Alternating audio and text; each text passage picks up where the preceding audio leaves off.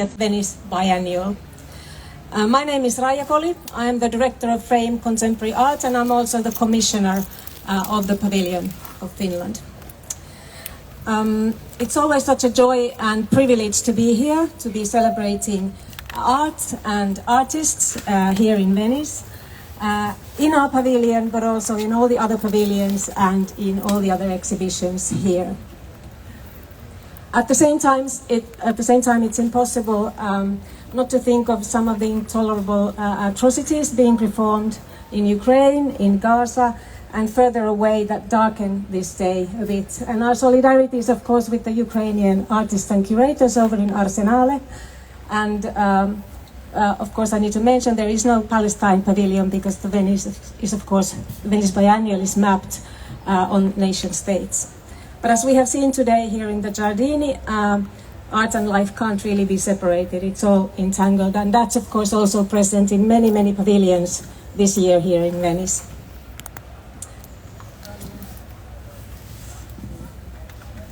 At times such as this, I find solace in the artists and in their ability to continue to work, and in their ability to create words that offer nurture, but also offers us mirrors up to our world where we can see ourselves, but we can also see what's going on in the world, and where we might find a way forward and some hope.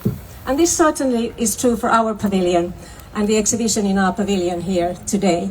The exhibition is titled The Pleasures We Choose, and we are going to hear today from the curators, Jussi Koitela and Yvonne Billimore, and the artists Jenni-Julia Wallinheimo-Heimonen, Pia Lindeman, and Vidha Soima. And the exhibition architect is Kaisa Söt, who's also here, of course, today. The name, The Pleasures We Choose, seems a bit like a contradiction in terms because the artist practices are deeply informed by their experiences of structural, environmental and social imbalances and injustices. But once you enter the exhibition, you can understand how the works by Vidha Soima, Jenni-Julia Wallinheimo-Heimonen and Pia Lindeman celebrate the pleasure of the personal as a powerful means of reimagining the world. I hope you will enjoy it. We have two speeches at the opening today. First, we hear from the curators, Yvonne Billimore and Jussi Koitela, who will come to the stage together with all three artists. And then we will have the honor of having here our Minister for Culture and Science, who will then officially open the pavilion. Exhibition, I mean.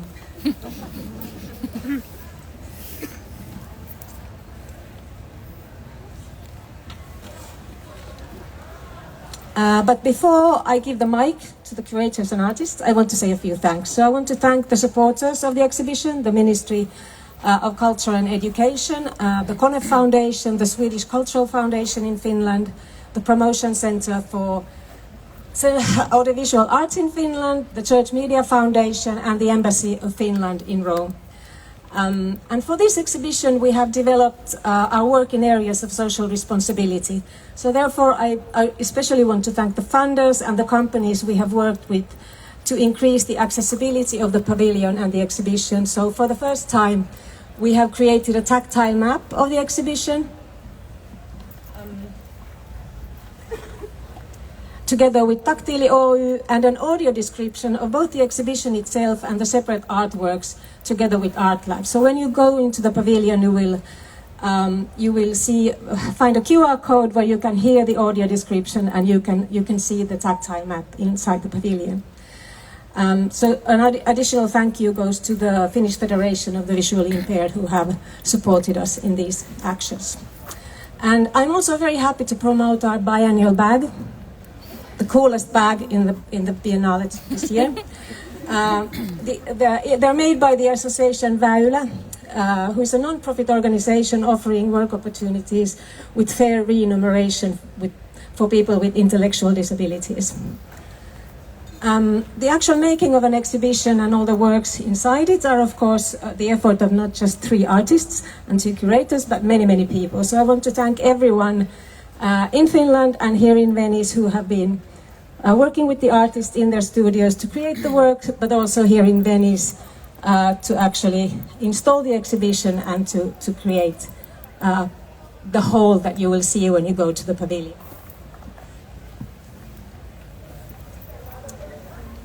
And of course I want to thank all my colleagues at Frame who have been for once again bringing it all together. But most of all, of course, I want to thank the curators and the artists. So thank you, Yvonne, and thank you, Jussi, for your vision for an exhibition which combines artistic integrity with the broader issues of inclusivity. I think you have made an exhibition that gives a hard punch in a very soft glove. Because when you go to the pavilion, it looks very sweet, but the message in the exhibition, but also the artworks, is of course quite hard. And most of all, of course, thank you, Vidha, thank you, Jenni-Julia, and thank you, Pia, for coming along on this ride, for making this journey with us from your studios to the exhibition here in Venice. Your works are remarkable, and I'm very, very proud of this exhibition, so thank you very, very much. And so I want to give a mic now to the makers of this exhibition. So Yvonne and Jussi, Pia, Vidha and Jenni-Julia, please.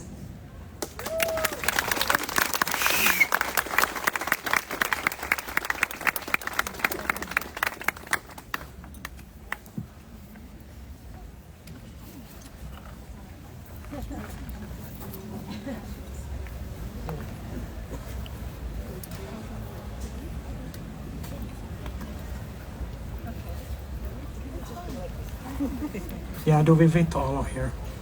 Do we fit all here? Yes. Good, good. Yeah. Thank you, Raya. Thank you for a whole Frame team in the beginning. Really nice to be here with you and everybody in the audience, of course, and with the artist and the Yvonne co-curator. Dear colleagues and companions and co-conspirators, it's a pleasure to welcome you to our exhibition at the Pavilion of Finland at the 60th Venice Biennial. This collectively shaped exhibition, blurring the boundaries between art, architecture, and social commentary, transforms the Pavilion of Finland into space which audiences are exposed to diverse occupancies, and it invites you to readjust your body and reconsider how different bodies are expected to look and behave according to social norms. Pleasures We Choose refuses exceptionalism of art and the myth that art is separate from the world, emphasizing on contrary that it's precisely the experiences which draw attention to coexistence, getting in the line, taking to the streets, breathing the same toxic air, and that drive us towards drawing new collective futures into existence. The artist Pia Lindman, Vidha Somja, and Jenni-Julia Wallinheimo-Heimonen's practices are acutely informed by embodied experiences of structural, environmental, and social imbalances. Their artworks celebrate the pleasure and of the personal as a powerful means of inhabiting and imagining and remaking more plural worlds. Sometimes it feels, Sometimes it feels difficult to advocate for art and celebrate the value of the arts when we live in a world saturated with toxicity, violence, hate, grief, despair, suffering, and injustice. Made clear in day and felt so viscerally with the devastating and relentless genocide in Palestine, in Congo, in Sudan, and in other parts of the world. Destroying lives, land, heritage, culture, ways of life, and the will to live, all in the name of resources, religion, race, ideology, and profit. In Finland, we too see a rise in divisive politics, with the government leaning further to the right, pushing policies which are drastically reducing people's rights. And this includes labour rights, immigration and citizenship, healthcare, land and cultural rights, as with the Indigenous Sami people, and even the right to protest against this. But the so-called art world is not a distinct sphere, separate from the world. It is very much part of it.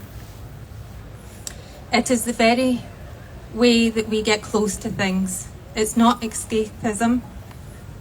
It's what helps us to make sense of the world. And to say, we feel this in our bodies, not in our name. We choose to work with art because it has the capacity to paint a more complex understanding of the plural and interconnected and interdependent worlds we inhabit, and to advocate for centering joy, pleasure, beauty and love. As the famous activist slogan goes, we fight for bread and roses too.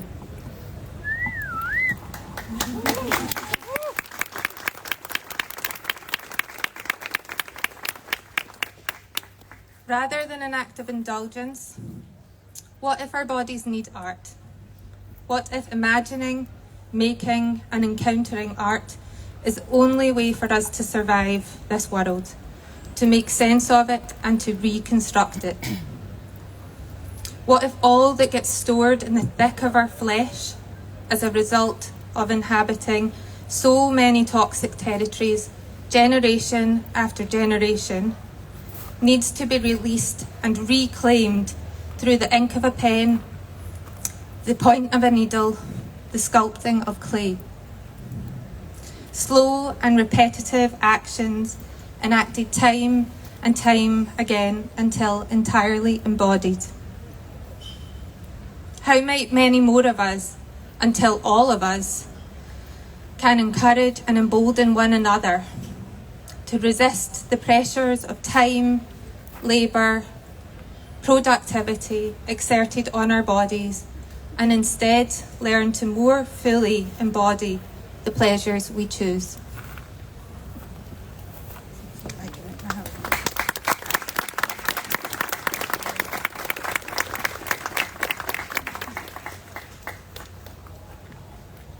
If I were to think of a pleasure I enjoy the most, it would be being mischievous. I use this word in all its seriousness. In being a mischief maker, the oppositional figure, I counter and question the chaotic and dominant narratives of aesthetics, gender, taste, academics, and the populist nation-state. Whether through drawing, embroidering, making objects, or writing poetry, I am interested in looking deep into this chaos. An intuitive response or a reaction to chaos is to create structure. Structures help navigate the limitations imposed upon us by the nation-state, society, and material resources. They can also become portals of where we want to go. No matter how many life-negating decisions are made by rough democracies, I believe that a creative mind will maneuver through. It will find a way. And to find a way, I prefer recognizable landmarks rather than abstract coordinates. The location of a shared coexistence is, for me, such a landmark. The coexistence that resonates the most is derived from the global struggles around the world against settler colonialism and patriarchal supremacy. I value freedom and liberation, and I'm sure you do too. Today, the call is at its loudest to being in solidarity for the liberation of Palestine, a country and people who have for almost a century resisted and revolted against the cruel systematic injustice of Israel and its allies. This settler colonial apartheid is fueling the ongoing genocide of the Palestinian people. Can we afford a political bankruptcy that disallows shock, grief, and rage, and chooses to tell a sanitized lie in the form of a tidy story. How can we live and express our various identities and desires in such a system?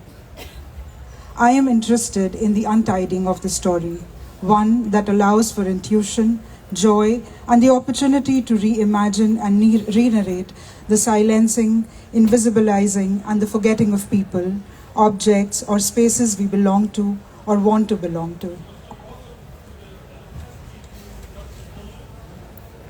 The ongoing conversations and critical feedback with my fellow artists and curators has encouraged me to feel confident in lavishing my works with these complex interests and difficulties.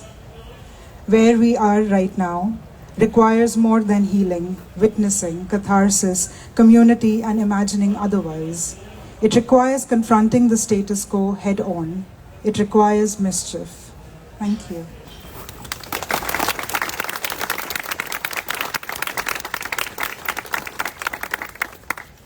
The most important part of my artistic practice of the past 15 years has been learning collectivity. Learning how to care for an entire community, to work and live together, to literally build and cohabit a village. This way of living and organizing life offers a more inclusive format than what the structure of single-family units would allow. It has challenged my assumptions about personal needs of privacy and intimacy, and taught me about kinship with the universes of more than human. It has made me stop fearing the social and economic oppression a white girl like me, growing up in a capitalist Western society, learned to accept as a norm. And if you do not fear oppression, it kind of no longer controls you, right? My heart now has much more wriggle room. This goes hand in hand with the idea of healing. Detoxing, healing is all about finding wriggle room from under oppression. May that oppression be expressed by direct physical violence, forced medical treatment, imposed unlivable conditions, for instance by pollution and or destruction, or bullying, discrimination, and other ways of destructing one's spirit. Wriggle room makes it possible to play and enjoy. What you imagine and dream become actual events in your body. Flows of energy, minerals, and microorganisms. So this way, as enjoyment and play, I believe art can heal and even more foment powerful agency. I also believe that art gives us ways to embrace life and the world beyond my beautiful collective village, because we can embrace without understanding or grasping. We don't have to control it. We can embrace the way that we enjoy our interdependent and porous relationship to the world. Embracing gives us other kinds of insights and exchanges. So we need to embrace rather than know. We need to be in joyous awe rather than control and dominate the world. I ask myself, when do we wake up from this current isolating nightmare and realize that by allowing these wars to continue, we are supporting egos only interested in their own preservation? Why should we support the logic of dominance when we can find pleasure in the collectivities we create and embrace for protecting all life?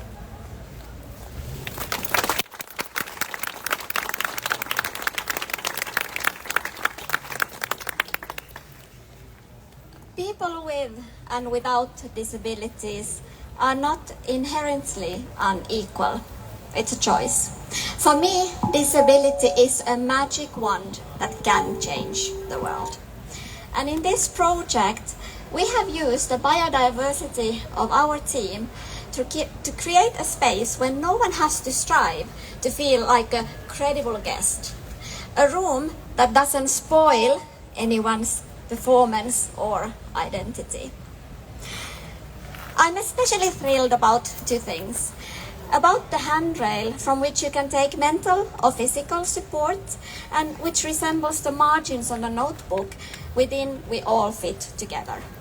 My other favorite is the audio description, which makes it possible to experience this exhibition inside your mind, online, wherever you are.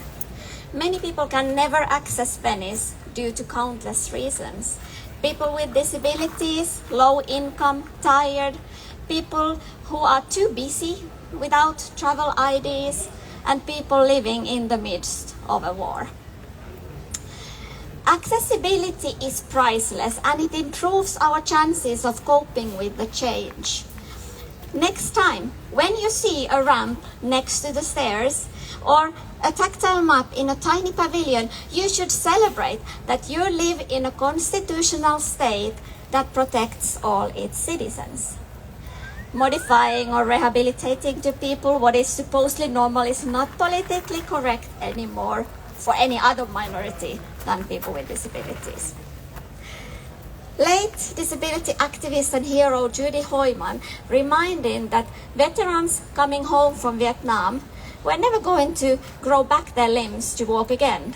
Well, walking is overrated, but still no other constitutional issue has ever been questioned because of the money.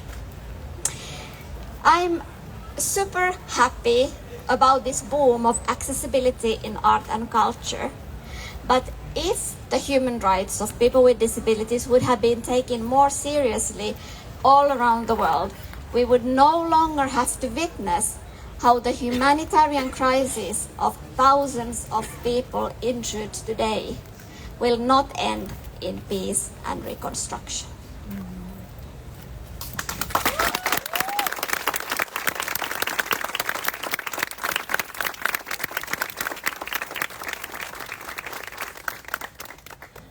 In this iteration of the Venice Biennial, the Pavilion of Finland is dedicated to those who, through their embodied experiences, cannot afford to differentiate art and life, even if they might not never have an opportunity to pass through these walls. From toxic environments to streets, from streets to homes, from homes to hospitals, and from river to the sea, may all bodies be free to choose their pleasures. Thank you.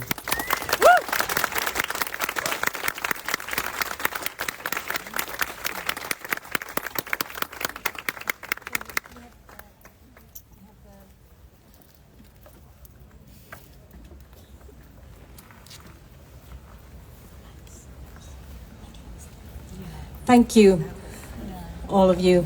And now for the official opening, I will give the mic and the podium to the Minister of Culture and Science in Finland, Sari Multala.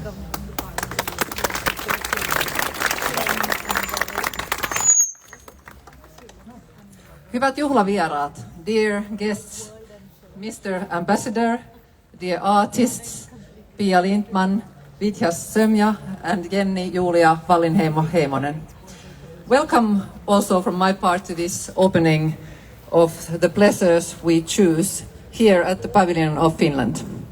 As the Minister of Science and Culture, I'm proud to be opening the presentation of Finland at the 60th Venice Art Biennale.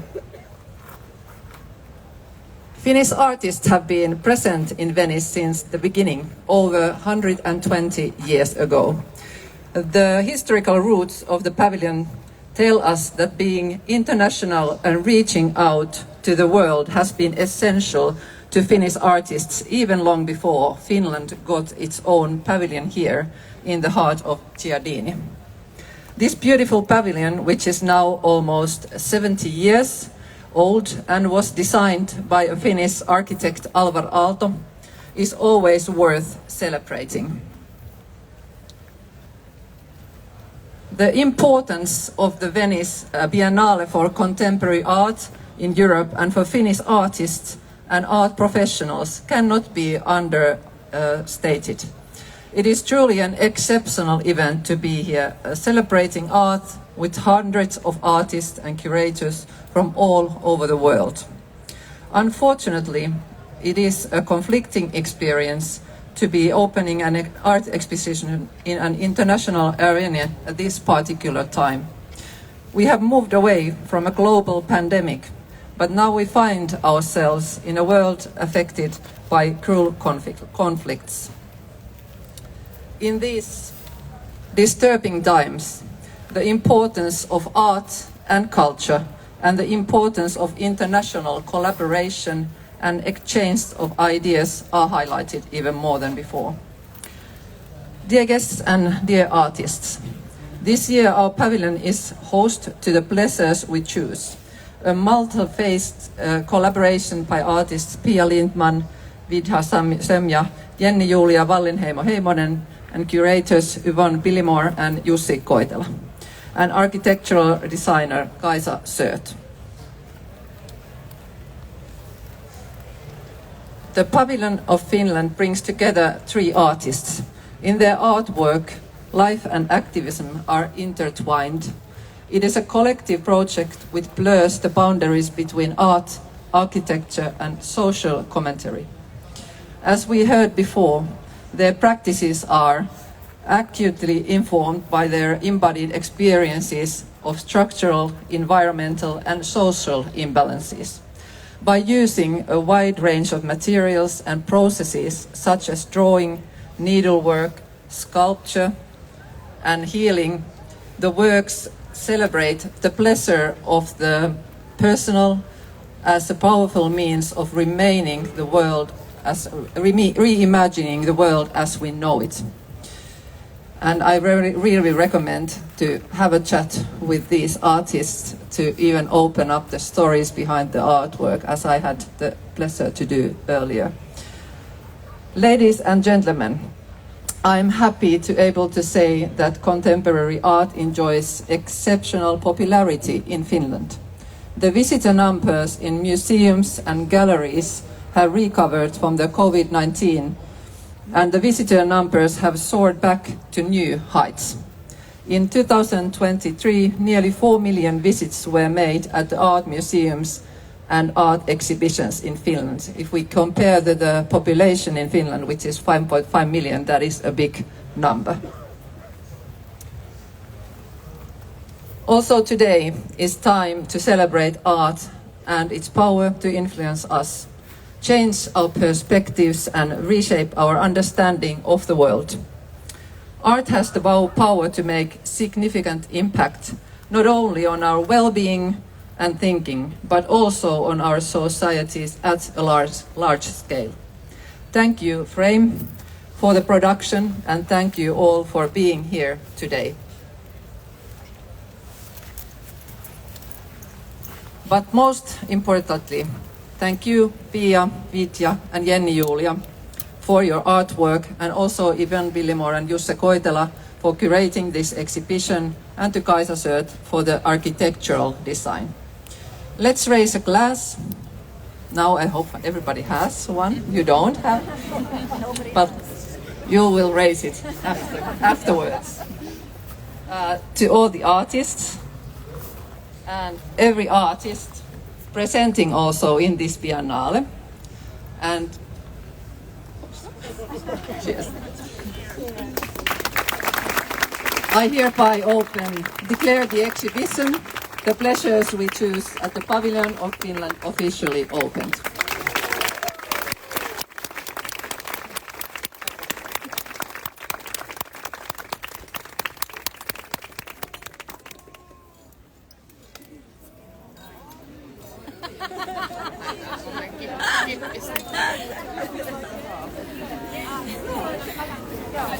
Mariam, I spotted Mariam and she said she will come here. No, yes,